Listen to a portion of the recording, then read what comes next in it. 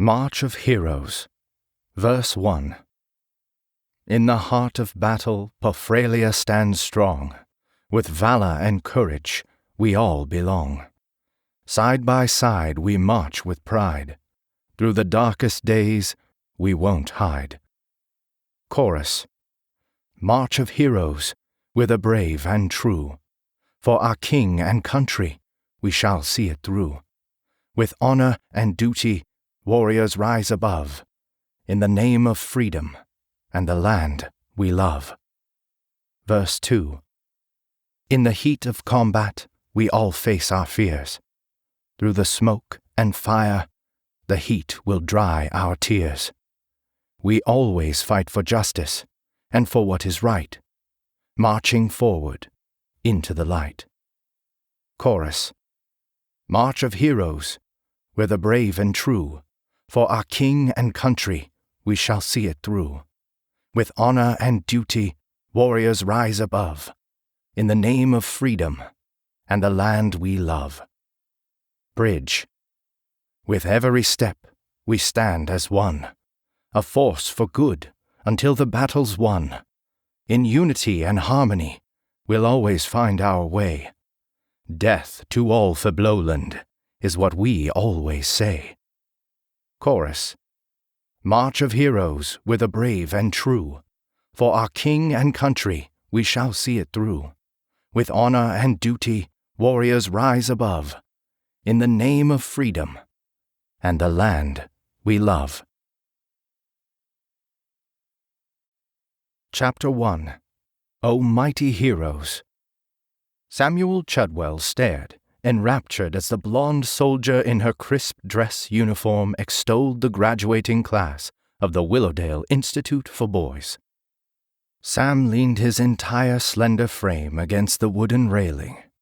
The lights from the auditorium stage bounced off the statuesque lady soldier and illuminated Sam's soft cherubic face, neatly trimmed brown hair, and dark, earnest eyes. "Where will you be?" The soldier gestured. With each passionate, emphatic movement, the gleaming medals pinned to her chest clinked and danced. Her striking blue eyes never met Samuel's as she scanned the crowd of hypnotized young men. Yet Sam felt deep in his chest as if she addressed him alone. "When we dig those red devils out of their trenches and push them back across the dew-speckled grass of the Emerald Plain, I ask you, where will you be?" Samuel's classmate, Arlo Richardson, grabbed Sam's sleeve. His green eyes were as wild as his curly black hair, and his big toothy grin infected Sam so that he, too, found himself smiling, ear to ear. The boys stood at the wooden balcony overlooking the stage of their school's auditorium, and they pressed shoulder to shoulder with the other students in the graduating class, a sea of eager young faces in rolling waves of burgundy satin. "Will you read about our victory with other men, if such they even can be called, who ignored the call of king and country? Will you live with the heavy regret of the coward burdening your shoulders to the very end of your days?"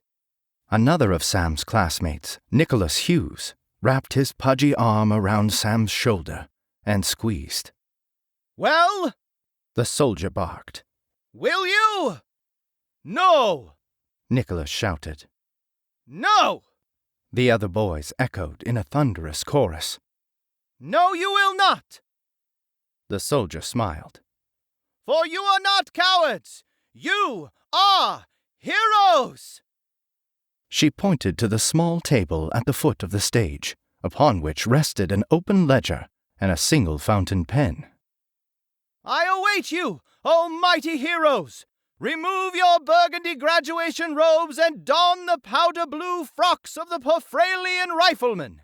Join me in the trenches. Hold back those red devils, and when the trumpet sounds, mount the wall beside me.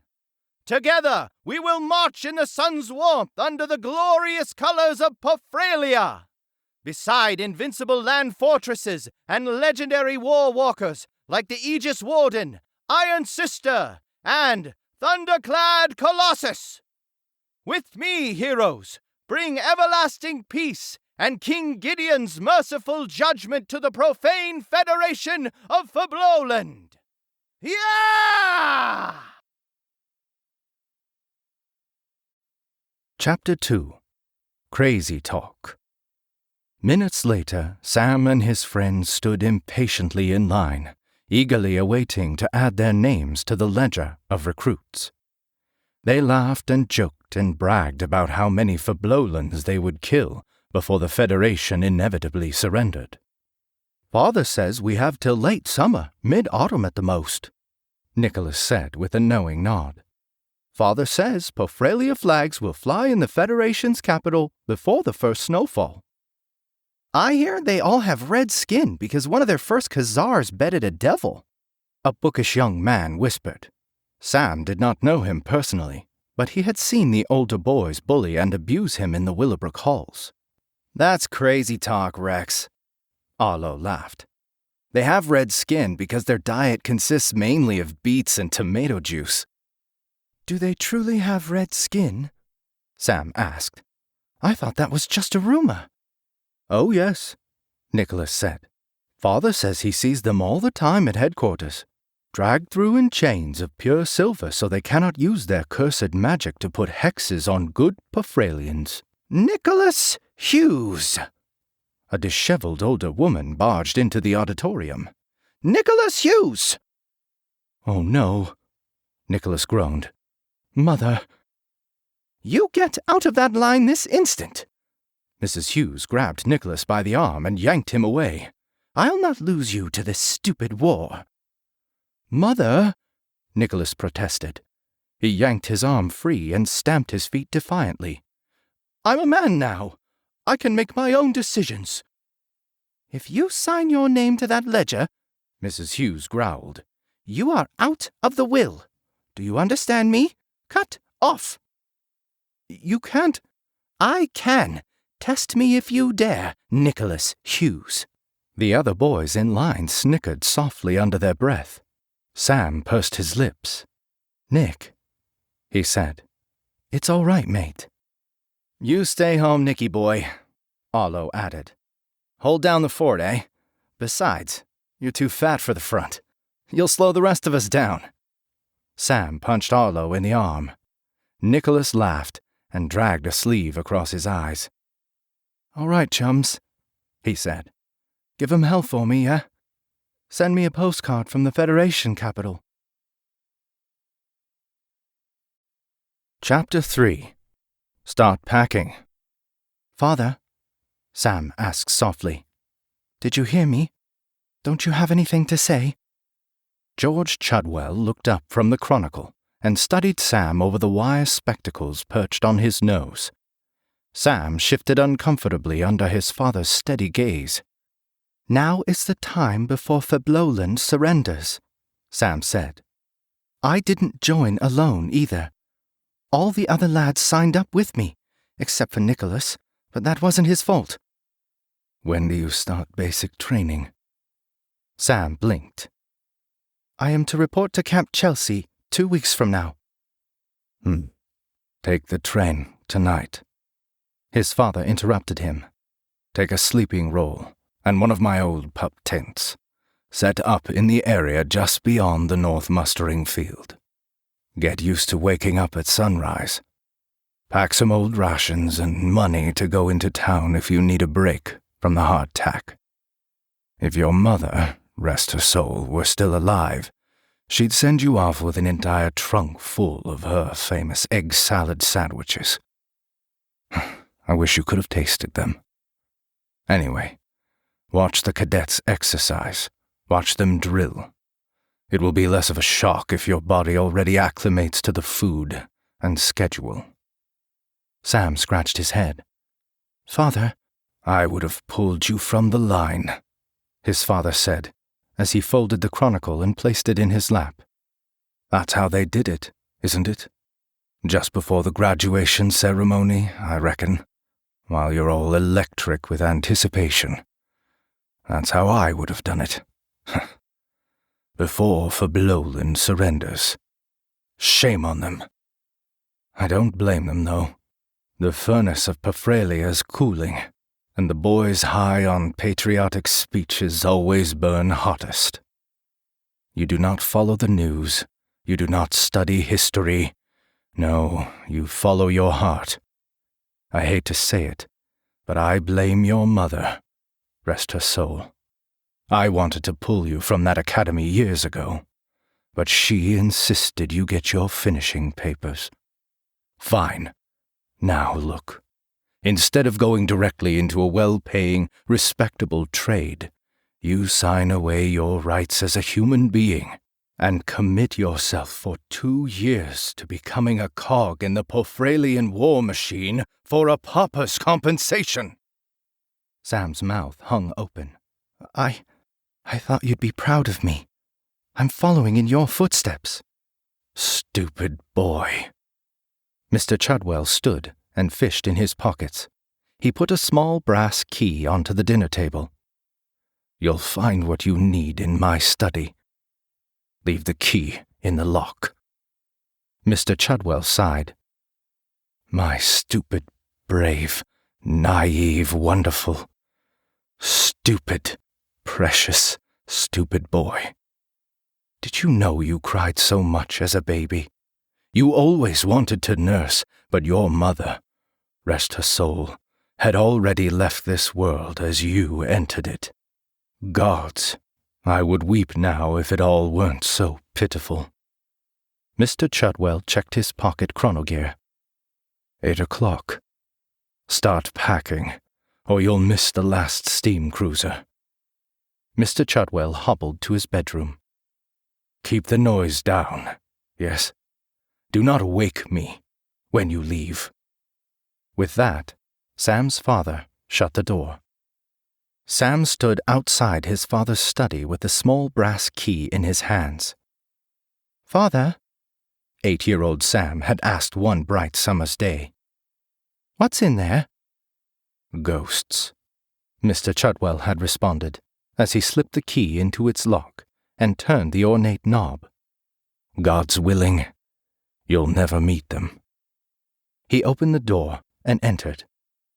Sam peeked over his shoulder. Mr. Chudwell slammed the door in Sam's face. Chapter 4. Ghosts. Sam opened the door and held up his oil lantern. The walls of Mr. Chudwell's study were full of framed monochrome photographs. Sam approached the photos and gasped. There was his father, as a young man in his powder-blue Paphralian uniform. Here he was, smiling, with 4 other soldiers in front of a tall fountain. There he was, with only one of the soldiers from the previous photo. They stood before the wreckage of a vehicle that Sam did not recognize. His father's frown unsettled Sam. And in that picture, Sam gasped. His father, alone now, stripped to the waist with his face and neck covered in dark black paint, knelt beside a headless corpse. In one hand, Sam's father gripped a large machete. In the other hand, Sam backed away. Thunder rumbled outside. Lightning flashed and illuminated the extensive outline of his father's desk. Sam approached the desk slowly.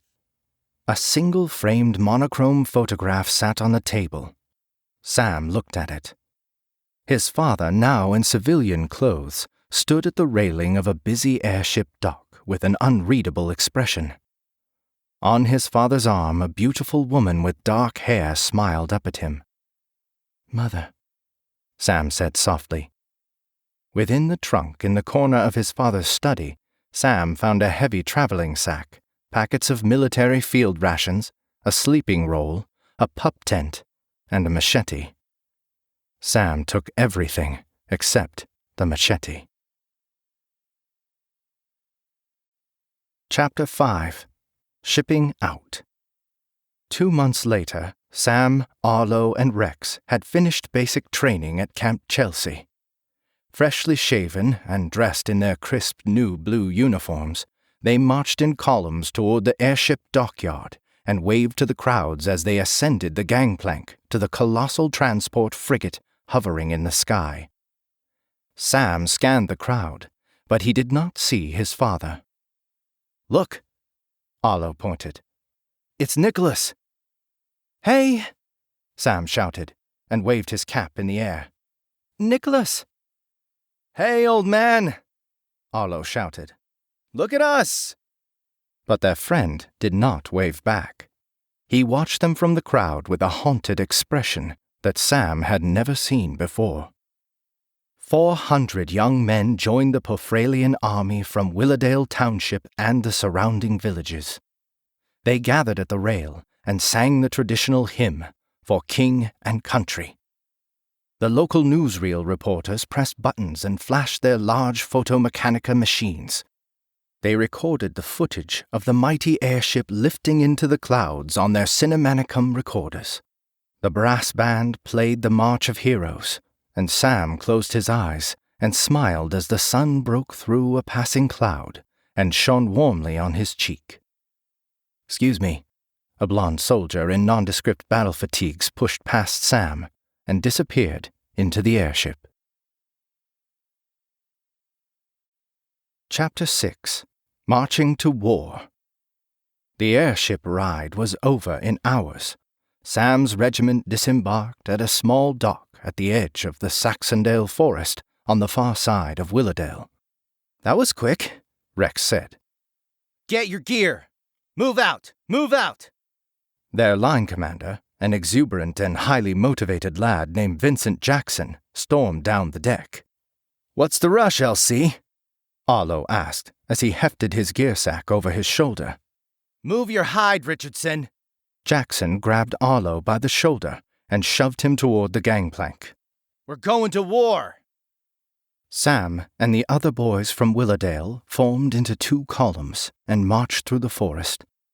They joined similar units of young men from the surrounding regions, and in one great line of soldiers, they marched westward. The boys marched long into the afternoon, and Sam felt a quiet tightening in his stomach.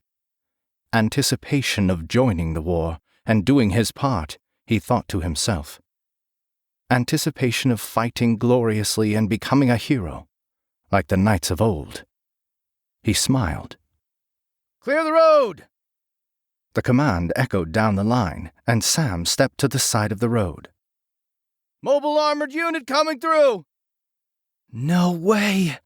Rex grabbed Sam's arm. "Look!" Armored cog wagons and trench-runner troop transports equipped with heavy flamethrowers rumbled down the road. "The 27th Armored Aegis Division!" Rex shouted. "The best trench-fighting mobile infantry regiment in the Porphralian army! They're headed to the front line with us!" Arlo laughed. "You follow their vid reels, Rex?" "Never miss 'em." Rex grinned. "I wonder where—" "Oh, there she is!" At the rear of the armored column, a heavy flatbed transport truck belched black smoke and roared down the road. Atop its bed, chained up and secured in place, sat the most fantastic machine Sam had ever seen. "Iron Sister," Rex said in awe. Sam gasped at the magnificent and legendary war machine. Iron Sister, a marvel of engineering and artistic craftsmanship, and one of the few war walkers still to be in active service to Porphralia.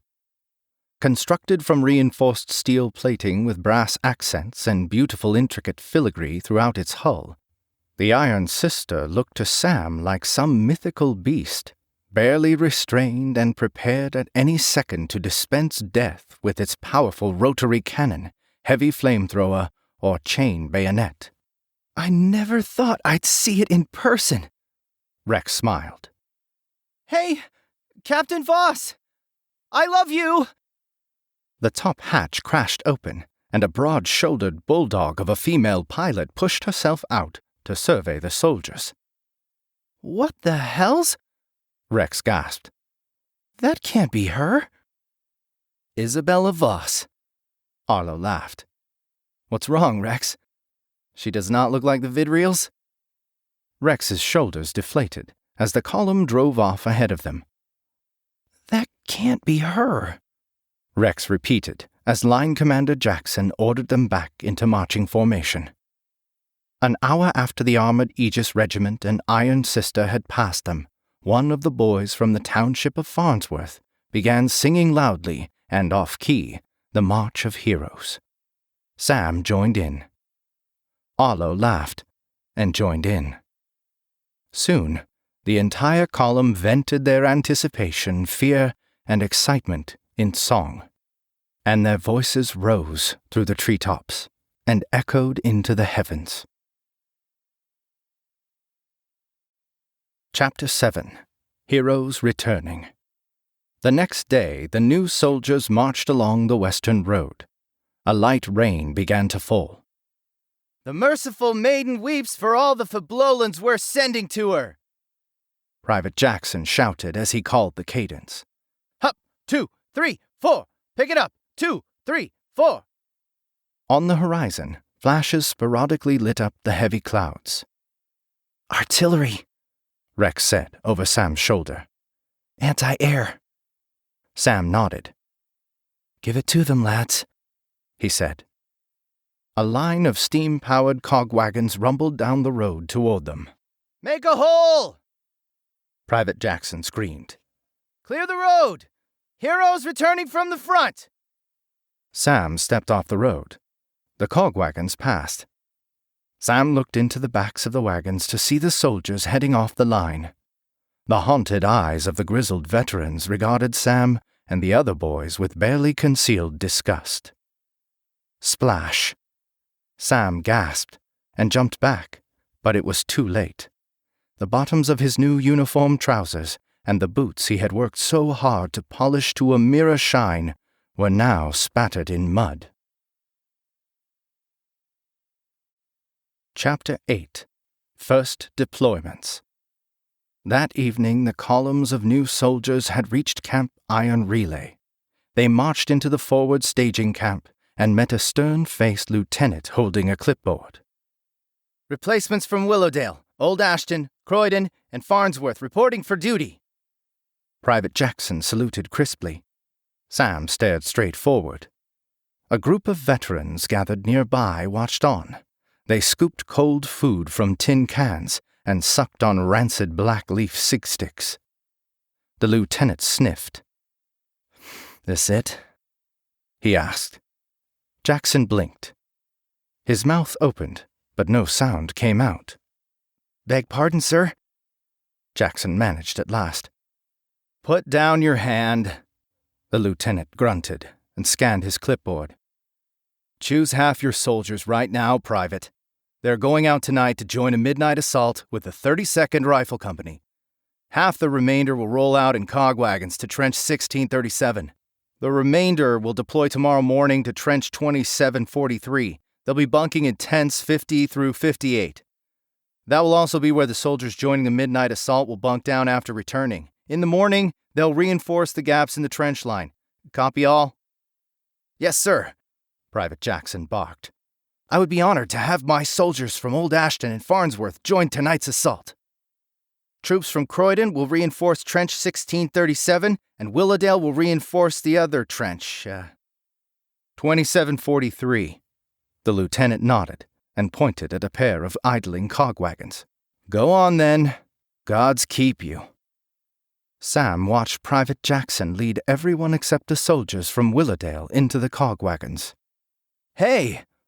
Arlo shouted. "Leave some action for the rest of us." Jackson smiled and waved as the cog wagons rumbled away. Chapter 9. Line Commander. Sam woke early to shine his boots and scrub the mud from his trousers. The gruff lieutenant entered the tent. "Attention!" Sam barked, and the Willowdale soldiers snapped to attention beside their sleeping rolls.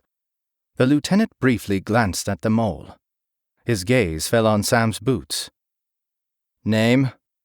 he asked. "Private Chudwell, sir." The lieutenant nodded. "You're line commander, Chudwell. Run your soldiers to the logistics tent for breakfast on the bounce and pack them in by, 700. Copy all? Sir, should we wait for Private Jackson and the old Ashton and Farnsworth soldiers? The lieutenant paused at the tent flap. No. The 100 Willowdale soldiers formed columns and marched to the logistics tent. Do you think any of them survived? Rex asked softly. Yeah, Arlo mumbled as he took his ration pack. Hopefully. Sam ordered the regiment into ranks and loaded up the large cog wagons. Finally, Sam climbed up into the wagon. The lieutenant approached. Sound the count, line commander. All present. Sam saluted the lieutenant as the officer approached and flipped through the papers on his clipboard. The officer in charge of Trench 2743 is Major Dawson. Report to him. Yes, sir. The lieutenant paused. He studied Sam's face. Sleep whenever you can, the lieutenant said. Keep your head down, keep your feet and your ammunition dry. Do your duty when ordered, but don't go looking for glory. God's willing, look for me here when you rotate out. My name's Webb. I'll buy you a drink. Before Sam could reply, Lieutenant Webb slapped the side of the idling cog wagon. The behemoth truck roared and rumbled off down the muddy road. Chapter 10, 2743. Sam climbed out of the truck. Trench 2743 meandered in a twisting line across what had once been the verdant green emerald plain. Now, the rolling grassy fields had all been churned to mud by the large wheels and treads of the Pofralian cog wagon and iron fortresses. Let's go, Willowdale! Sam shouted. Move it in! Gunfire popped nearby, followed by a high-pitched whistling scream. Mortars! Someone screamed. Get down! Sam dropped to the mud as the explosive round detonated nearby. A cog wagon parked further down the road flipped end over end and crashed into a pile of flaming debris. Go! Sam screamed. Get into the trench! The trench line was about 5 feet deep in most places and 3 feet wide. Sam followed his soldiers into the trench as the light rain turned into a steady downpour. Where's the OIC? He shouted to be heard above the rain and the commotion. Hey, where's the OIC? Bugger off! A mustachioed soldier shrugged off Sam's hand and poked his head above the trench line. I'm not your babysit— Crack! The soldier fell backward into Sam's arms as blood spurted from the holes in the front and back of his head. Sam dropped the soldier's body and recoiled. Saunders! A soldier shoved Sam out of the way and grabbed the corpse of the mustachioed soldier. Saunders! Sam stepped back and stared into the dead man's eyes. Sam! Arlo grabbed Sam's arm and pulled him forward. Come on. He's looking at me, Arlo, Sam said numbly. He's looking right at me. He's not looking at anything. Arlo shoved Sam forward. He's dead, Sam. He's not looking at anything. The trench walls had been built months ago, but there was only enough wood to build the framework.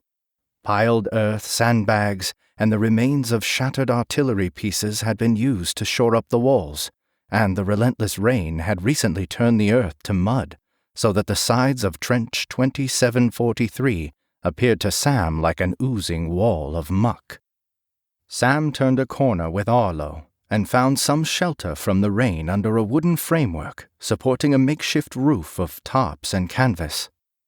This trench stank of mud, rain-soaked moldy uniforms, and the body odor of the soldiers who huddled and shivered together, crammed in together like cattle in a pen. Empty ration cans, discarded weapons, and the debris of war littered the trench floor. The soldiers sat on makeshift seats made of sandbags taken from the walls. More meat for the grinder, one of the soldiers said as Sam and his regiment passed further into the trench line. Go on then. Morris is in the command post. I'm to report to Major Dawson, Sam said. Then shoot yourself in the head, because Dawson's dead, and that's the only way you'll meet him, the soldier said to the laughter of his fellows. Come on. Arlo guided Sam along. Let's find this Morris.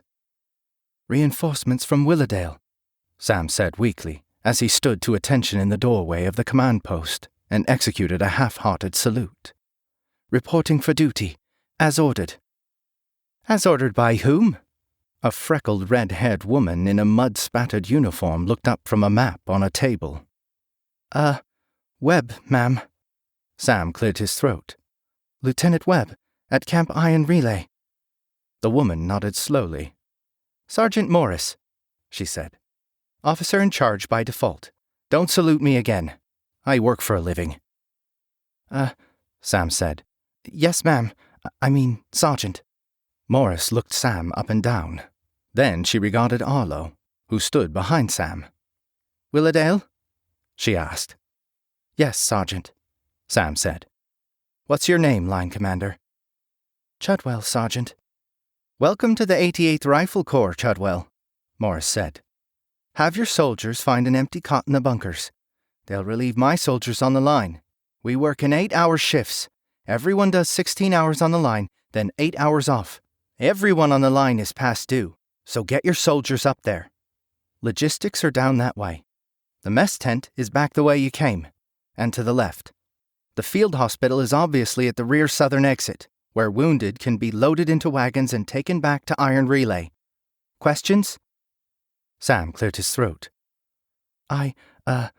What? Spit it out, Chudwell. What exactly are we supposed to do on the line, Sergeant? Sergeant Morris blinked, then cocked an eyebrow. Did they not tell you in basic training? Keep your heads down. Shoot anything in red. If you see an army running toward you, fix your damn bayonet and try not to die. Chapter 11. The First to Fall. Sam, Arlo said as the two privates left the command post. Yeah, Arlo? Arlo nodded to where a group of Willowdale soldiers had gathered around a corpse. The incessant rainfall had lessened to a light shower. The heavy raindrops beat a constant rhythm on the tarps and canvas stretched over the trench line. Sam pushed his way to the front of the crowd and looked down. The boy lay on his back with a peaceful expression on his unblemished face. A bullet wound in his chest formed a dark blossom on his pristine uniform, like a carnation pinned to his heart. The veterans at their posts watched on without expression. Did we know him? Sam asked quietly. Hawkins, Arlo said. Eugene. He left school 2 years ago to work on his father's farm. I only talked to him once, in basic. He looks like he's sleeping, Rex said. Pull his tag, Line Commander, Sergeant Morris said. She turned to an assistant, who handed her a bundle of tin tags. Casualties? Sam cleared his throat. He knelt in the mud beside Eugene. He reached out with trembling fingers and unbuttoned the top of Eugene's jacket. Then he gently wrapped his fingers around the tin tag attached to the chain around Eugene's neck. Sam took a shuddering breath. Snap. Sam yanked the tag free and held it in his clenched fist. As he braced to stand, Sam stopped and blinked. He reached into Eugene's jacket and slid a small sketchbook from the inner pocket. Sam blinked. Private? Morris urged. Anything else? Sam swallowed a heavy lump in his throat. The other Willowdale soldiers gazed at him expectantly. Sam stood and held up the tag. We honor the fallen, he recited. May their spirits guide us to victory. Morris nodded. She held up the tin tags her assistant had handed her. We honor the fallen, she intoned. May their spirits guide us to victory. Chapter 12. Comrades. A month later, Sam rubbed his eyes. He shivered and rubbed his hands together. Is it always raining? He shouted at one of the old-timers, a grizzled corporal named Jenkins. Jenkins' face, covered in wrinkles and scars, twisted into a wry smile. "Only since you lot arrived." The gruff reply made Sam smile despite himself. "You damn kids brought the rain with you." Jenkins tossed Sam a small bundle in a napkin. "Cheese and a bit of sausage," Jenkins said. "Eat, before someone mistakes you for a corpse and throws you in the back of the stiffs wagon." Sam's uniform, caked in mud and perpetually soaked through, clung heavily to his wiry frame. "Thanks," Sam said. Rex ambled past without looking up. "Hey, Rex," Sam called. "Oh, Sam." "Getting some shut-eye?" Sam asked. "Yes," Rex said numbly. I miss home. I miss my mother. I want to go home, Sam." Sam cleared his throat. "Rex?" "Yeah?" "Write a letter to your mom. Not now, but after you get some rest. Let her know you're doing well, that your line commander says you're a fine soldier, and that you're doing your duty. She'll frame your letter and hang it in the living room, and brag about it to all the ladies in her knitting circle. And they'll send you lots of warm socks to share with your favorite line commander. Yeah? Can you do that for me?" Sam tossed him the bundle of food that Jenkins had just given him. Rex smiled. "I can do that, Sam." "Good. Eat. Take off your boots and dry your feet. If Arlo is snoring, roll him on his side. Get some rest, Private. Then write that letter, okay?" Rex's eyes lit up as he unwrapped the cheese and sausage. "Wow! Thanks, Sam." The rain picked up again, and Rex shoved the cheese into his mouth and slunk off. Jenkins nodded. "That was good of you," he said. "He needed it more than I do," Sam said. "It was good of you to share with me first." Jenkins nodded. "I will be saluting you before long, I think." Sam looked up at the storm clouds through a tear in the canvas overhead. An artillery barrage boomed in the distance. Sam rubbed his eyes. "Here." Jenkins tossed another bundle to Sam. "I always pack away extra." Sam unwrapped a hunk of cheese and an apple slice. He laughed a bit into the fruit. Chapter 13. Attrition. Suddenly, whistling mortar rounds and nearby gunfire rang out. Sam flinched and pressed himself against the mud wall beside Jenkins. The mortar rounds exploded. Dirt and debris flew into the air. "Medic!" Someone shouted further down the trench line. "Medic!" Sam squeezed his eyes shut and waited for the din to cease. Whoo-wee! They're really making a show out there. Private Percy Slick Doyle ran up to the mud wall beside Sam. He was older than Sam, though not as old as Jenkins, and his thick, wavy black hair was always smoothed back with heavy pomade. Slick smiled at Sam and held out a crumpled pack of cig sticks. "A smoke, new guy?" Sam shook his head. "I don't smoke," he said. Slick locked eyes with Jenkins, and the two of them laughed loudly. "Well, suit yourself," Slick shouted. Machine gun fire kicked up fistfuls of mud just past the trench line. Sam covered his face with shaking hands. "The stories we were told back home," he said. "I didn't think the war would be like this." "Endless rain?" Slick asked as he bit down on a limp cig stick and struggled to strike a match in his damp hands. "Stinking mud up to your shins, trench foot, and the waiting, and pneumonia, and the waiting, and the enemy artillery, and the waiting, and all your friends dying around you?" Sam shook his head. I want to do my part. Serve my king and country. That's why I joined." Jenkins grunted. "I'm sure King Gideon sleeps peacefully at night in Blackburn Castle knowing you are out here fighting for him." Slick finally struck a dry match. He sucked on his cig-stick, then winked at Sam as he shook the flame out. "Survive first. If you're lucky, you'll do something that'll earn you a medal." "Aye," Jenkins nodded. "Medals equal extra pay and your monthly pension when this is over. Just don't expect actually to make a difference in this damn war." Slick closed his eyes and took a long drag on his cig-stick. "We're all just treading water until our time's up." "Sam."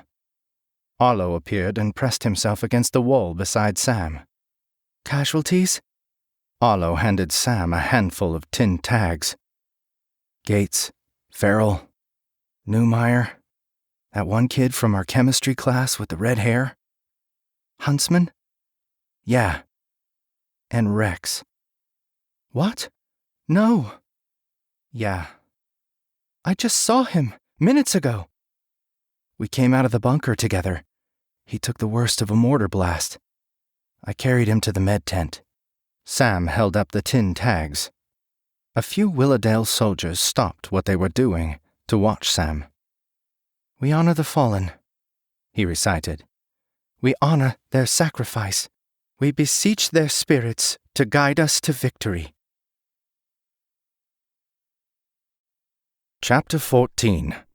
Unexpected Guest.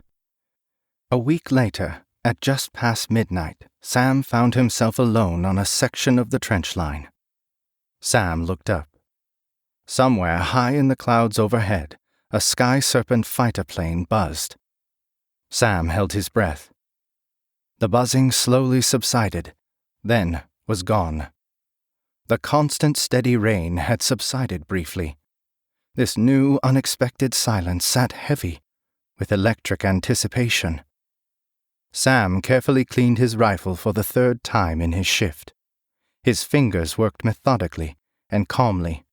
The disassembled pieces lay all about him on rotting sandbags. A distant explosion rocked the trench, and the ground trembled as an artillery shell exploded near Sam's position. The pieces of Sam's rifle scattered into the mud, and his lantern tumbled to its side and went out, bathing his section of the trench in complete darkness. Several more explosions rocked the trench line.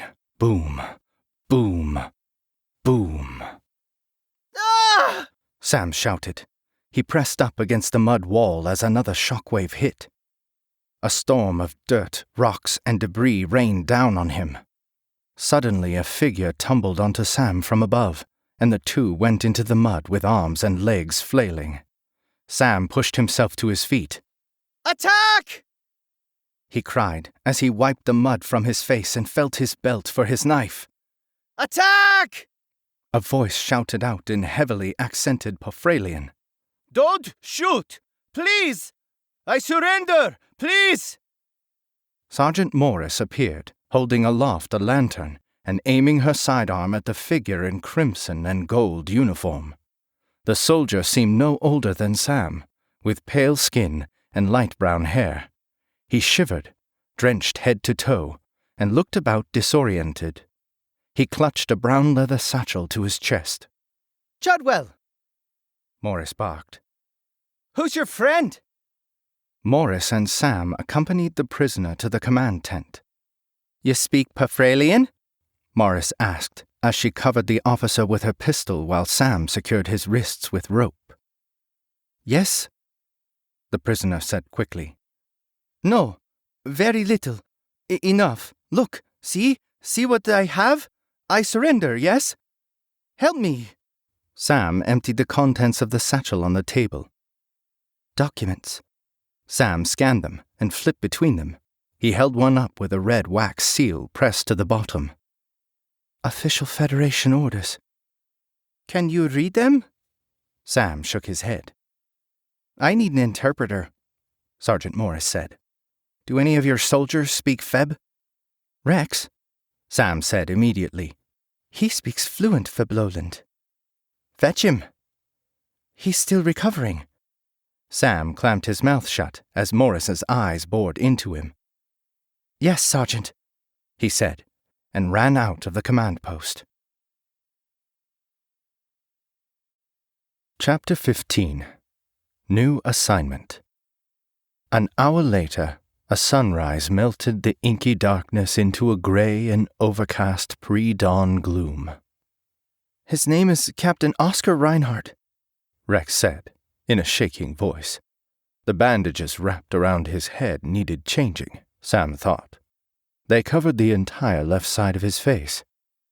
"He was caught in the crossfire, separated from his unit. Thought he had stumbled into a friendly trench until he saw Sam." "The documents?" Sergeant Morris asked. Rex scanned them with his bloodshot right eye. His jaw dropped. "Private?" Sam urged. "They're orders." Rex blinked and continued to read. "Orders for a push on all fronts along the trench line. They're moving up armor divisions on iron trundlers, land fortresses, mech trench vanguard units, inferno troopers, war walkers, and sky serpents. Sergeant, these orders are to dig us out and rout us." "When?" Morris asked tersely. "When is this assault to take place?" "Sunset," Rex said. 3 days from now, with the sun behind them to blind us." Morris looked at the chronogear strapped to her wrist. "Damn," she asked. "How do we know this information is credible?" Rex pointed at the document. "Official seal of the Lord High Commander, hand-signed and sealed by the Chief Strategos and all 4 field marshals, including Kielholz, who just last week succeeded Yegorovich. I can't say for absolute certain, Sergeant, but I would bet these are the real deal." "Chudwell," Morris said. "Why did you not shoot the captain as soon as you saw him?" Sam cleared his throat. "I was cleaning my rifle, Sergeant. When the shelling started, I was caught unaware." Morris sighed. She unclipped her brown leather belt holster and tossed it to Sam. Then she handed him her sidearm, a Harvey Lotway 6-shot revolver. "Sergeant," Sam gasped. "Buy me a new one the next time I rotate out," she said. "They used to issue old recruits with a secondary firearm." "They stopped that last year," Sam said softly as he clipped the holster into his belt. "Iron shortage." "You ever use one of those?" Morris asked. Sam drew the revolver in a lightning-quick move, then spun it smoothly and slid it back into the holster. "Yee-haw," he said, without expression. "We had a Cinemechanica in Willowdale. I've always enjoyed the cowboy vidreels." Morris smiled and tossed him a bag. "Some extra bullets, oil, and a cleaning cloth," she said. "Listen to me, Chudwell. The intelligence this man possesses is crucial, and he is a valuable prisoner. The fate of your unit, and indeed every unit on the line, rests now in your hands." "Sergeant?" Sam asked. "This last shelling took out our radio. All communications with Camp Iron Relay are down. So, you will escort the prisoner there. Take Rex. I'll task a cogwagon to drive you. Deliver the prisoner directly to Lieutenant Webb, and have him radio High Command with the details of the upcoming attack. Beg him for reinforcements to repel the assault." Rex looked at Sam. Sam snapped to attention. "You can count on me, Sergeant." "I have no choice," Morris said. "If you fail, we are all doomed." Chapter 16. Just Like Us. Minutes later, Sam and Rex sat across Captain Reinhardt in the back of the cogwagon as it rumbled down the muddy road that led to the trench line. "Keep your rifle trained on him," Sam ordered. "His wrists aren't bound with silver chains." "He doesn't have red skin," Rex whispered, and blinked his bloodshot red eye. "Why doesn't he have red skin? You took Fabloland?" Sam hissed. "What did those books tell you?" "Only how to speak and read their language," Rex said. "The textbooks didn't say anything about what the Febs looked like." Captain Reinhardt watched them silently, with wide, soulful eyes. He opened his mouth to speak. Rex aimed his rifle. "Don't you hex us, Feb," Rex stammered. The relentless rain tapped out a deafening cadence on the canvas covering the back of the cogwagon. Gunfire and artillery explosions occasionally punctuated the never-ending cascade of raindrops. I, Reinhardt said slowly, not you, enemy. Sam gestured at Rex to lower his rifle. What are you talking about? He asked. You're Fabloland, aren't you? I, Reinhardt gestured. I, Oscar, you, Chudwell, you, Rex. Oscar, not your enemy, okay? Ophelia and Fabloland enemies, okay? Oscar, not Chudwell, not Rex enemy. Rex scoffed. Can you believe this? He looked at Sam with his good eye. What should I tell him? Don't say anything, Sam said. Sam fidgeted with the leather satchel in his lap. He pulled the stack of papers out and flipped through them. Line Commander? Rex asked. What are you doing? At the back of the orders were several black and white monochrome capture images. Sam's eyes narrowed. He flipped slowly through the images with shaking hands. Line Commander? Rex repeated. They're not red. Sam flipped the photos around to show Rex. They look just like us. Captain Reinhardt watched on in silence. The cogwagon slowed, then suddenly jerked to a stop. Sam stuffed the documents and photographs back into the satchel. He stood and wound the crank connected to the headset affixed to the brass piping of the truck's frame, then pressed the headset to his ear. Driver, he shouted. What's the hold-up? End of the line, the driver said. See for yourself. I'm turning around. Good luck, Private. Chapter 17. Finish the mission. Sam disembarked, followed by Captain Reinhardt and Rex, who held the captain at gunpoint. The road ahead disappeared into a burnt-out wasteland that stretched to the horizon. The sun had just set in the west, and the fading reds and oranges mirrored the dying fires set off by burning stores of ammunition and fuel from the Pophralian caravans. Smoking ruins of cogwagons, mechacycles, and trench-runner jeeps littered the landscape. Husks of iron land fortress tanks belched tongues of gas-powered flame into the sky, and Sam saw countless bits of uniforms and helmets scattered across the scorching field of destruction. Iron shortage, Sam said, and shook his head slowly. They hit a column, Rex whispered. He glared at Captain Reinhardt. You bastards did this! Rex jabbed Captain Reinhardt in the chest, and the Fabloland officer sank to his knees. This is your fault! The damned Federation! Reinhardt shook his head and held up his hands. Not me, he mumbled. Not me. Tears streamed down Rex's right cheek. Dark red pools spread across the bandages wrapped about his head and the left side of his face. Ch-ch-ch. Rex cranked the bolt of his rifle and aimed the iron barrel at Reinhardt's face. Rex, Sam held up his right hand. Rex.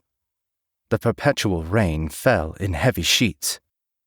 Thunder rumbled in the distance and was followed soon after by an artillery barrage over the horizon. Private Porter, Sam said softly. It's okay. It's all right. You know the mission. We've got to finish the mission. I need your help, Private. Let's finish the mission together. Yes? Rex's shoulders heaved. In one quick motion he lowered the rifle and turned away. Yes, he mumbled. Yes, Line Commander. Sam exhaled and wiped his face with his sleeve. When he looked down at Captain Reinhardt, the prisoner met his gaze with a resigned and sorrowful expression. Video quid pergis, he said, et ego amo meus, tamquam familia. Hoc bellum nimis dium protractum est, nimis multe vitae perduntur, sunt qui utraque pars, sint qui pacem cupiant. Rex translated softly. I see what you endure. I, too, love my men as family. This war has gone on for too long. Too many lives lost. There are those on both sides that want peace. Reinhardt pointed at the satchel in Sam's hand. Hoc erit modus ut multas vitas en utraque parte severemus. This will be the way, Rex translated, to save countless lives on both sides.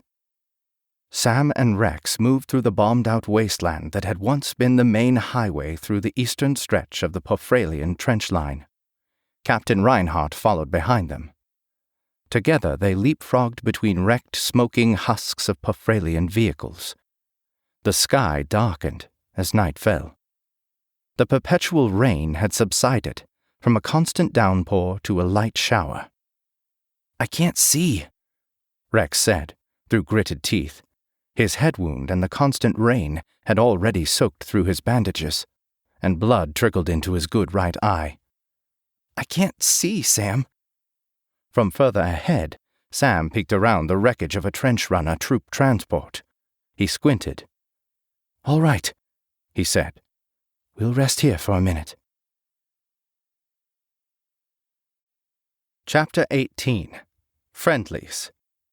They crouched in the shadow of the destroyed trench runner. Captain Reinhardt sat silently, looking up into the dark storm clouds overhead.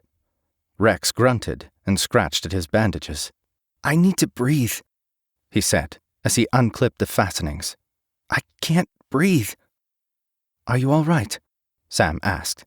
"Can I help?" Rex waved him away. "I'm no good with just one eye." Rex grunted as he undid the blood-soaked wrappings. "My head is killing me." "Hic," Reinhardt said, reaching out and pulling at the bandages. "Sine me exiliari tibi." "Don't touch me, Feb!"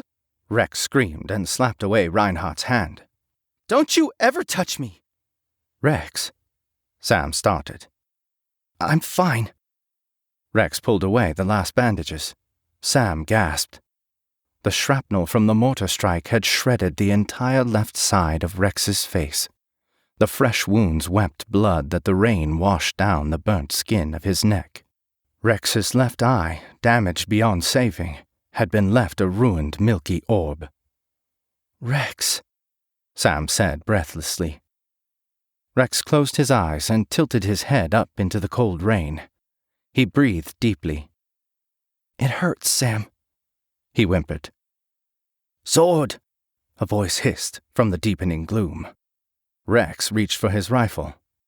"Hammer!" Sam hissed. "Friendlies!" the voice in the darkness called out. "Hold your fire!" 10 figures appeared out of the gloom. Hooded capes, threaded with dark strips of fabric, imitated fallen leaves and hid their blue uniforms. They held modified rifles Sam had never seen before, with tubing and wires that fed into small battery packs slung over their shoulders. "We almost lit you up. What are you all—" "Feb!" one of the soldiers shouted. All the rifles immediately trained onto Captain Reinhardt. "Wait!" Sam shouted. "He's a prisoner. I'm transporting him and vital intelligence to the rear, to Lieutenant Webb." The shrouded figures glanced at each other. "Lee." One of the soldiers nodded. Another soldier stepped forward. "Aye, Sergeant." He addressed Reinhardt. "Verumne est quod dicit, captivus es?" "Ita est." Reinhardt nodded. He gestured at the satchel Sam held. "Captivus sum. Utilis res divulgande a tuos, imperatores habeo." The soldier named Lee stepped forward and pulled back his hood. Sam gasped. The soldier appeared only slightly older than himself. He moved with such confidence, Sam thought, such control. He looked down at his trembling hands, gripping the leather satchel. This was a young man who exemplified the image of the Pofralian soldier. How could he ever see himself as comparable? "Private?" Lee said to Sam. "May I?" "Of course," Sam stammered and held out Reinhardt's satchel. Lee flipped through the documents with an increasingly worried expression. "Sergeant," he said, "you'll want to hear this." Chapter 19. Shadow Cog Commandos. The rest of the journey had been fraught with tension, but ultimately uneventful. As the soldiers exited the wasteland of vehicles, Sam could make out the lanterns posted along the makeshift walls of the Porphralian rear staging camp. "Call out the password as soon as you're within earshot," Lee said. "Best fortune." "Wait," Sam asked as the soldiers melted into the shadows. "What unit are you with? I've not seen your kind before." Lee grinned and slid his hood back up over his head. "We wouldn't be very good at our jobs if people knew about us," he said. "We're the newly formed Shadow Cog Commando Special Operations Unit." And with that, they were gone. Chapter 20. Strafing Run. As Sam and Rex approached the camp, a chorus of high-pitched whistling rang out in the night. "Mortar!" Sam shouted. He dove forward and covered his head as the shelling began. Chaos erupted as the enemy artillery pounded relentlessly at the rear staging camp. The klaxon screamed to life. A loud buzzing overhead caused Sam to look up. "Sky serpents!" he shouted. "Rex, get down!" Brat-tat-tat-tat-tat-tat. Sam covered his head as machine gun fire chewed up the mud nearby. Wet mud and pebbles rained down upon him. "Sam!" Rex cried out. Sam turned. Rex stumbled about as if in a trance, oblivious to the artillery exploding all about him, or the machine gun fire raining down from above. "Rex, get down!" Sam screamed. The sky serpents circled about to make another strafing run. Captain Reinhardt tackled Rex to the ground as machine gun fire destroyed everything around them. "Rex!" Sam shouted. Reinhardt hauled Rex to his feet. "Ite! Reinhardt barked. Movite! Atekta vadadite!" Reinhardt dragged Rex forward. As he passed Sam, Reinhardt pulled him to his feet and pushed him forward. "Sword!" a sentry shouted down at them. "Hammer!" Sam gasped and collapsed. "Hammer!" Captain Reinhardt gingerly lowered Rex to the ground, then put up his hands as a trio of Porphralian sentries approached with rifles raised. At that moment, Sam's exhaustion finally overcame him, and he surrendered to the darkness. Epilogue. Sam hobbled into the small, empty chapel. His brass-tipped walking cane tapped a slow rhythm across the tile as he made his way slowly to the front of the church and took a seat in a pew. He folded his wrinkled, liver-spotted hands neatly in his lap and licked his dry, thin lips. "I would have thought," a rasping voice said from over Sam's shoulder, "that the great Field Marshal Chudwell would have worn all his medals for today's ceremony." Sam turned and smiled. "Hello," he wheezed. "You made it. I can't be long." He chuckled. "Nurse tonight is a real stickler. Reminds me of Morris. Remember her?" "I do." "Yeah, you know, she—" Sam suddenly doubled over with a horrible coughing fit. "Easy, old man." Arlo wheeled down the aisle on his steam-powered wheelchair. "Don't pop a gasket on my account." Sam waved his hand as he caught his breath. "They seem to last," he cleared his throat, "much longer with every month that passes. The price of our many victories." Arlo angled his pneumatic chair beside the pew Sam sat in. "We won the war to lose the battle against time. Do you suppose anyone will make it tonight?" Sam asked. Arlo slowly shook his head. "I believe we're the only ones left, my friend." "Do you remember," Sam asked, "the first time we entered 2743? I was terrified. We had no idea." Arlo nodded. "What awaited us? If you knew," Sam dropped his voice to a gravelly whisper, "would you still have signed on?" "As opposed to what?" Arlo laughed. "Stay on the dock with poor Nicholas? No. I suppose that at the end of the day, I am and will always be a mud-sucking grunt." Sam smiled. "March of Heroes." Arlo laughed and joined in. we're the brave and true. For our king and country, we shall see it through." Their voices lifted up among the rafters of the tiny chapel and filtered out into the chilly winter's night. "Do you remember," Arlo chuckled, "the time you and Rex escorted that Feb captain to Camp Iron Relay, and we all died because you didn't make it back in time with reinforcements?" Sam blinked. "What?" he stammered.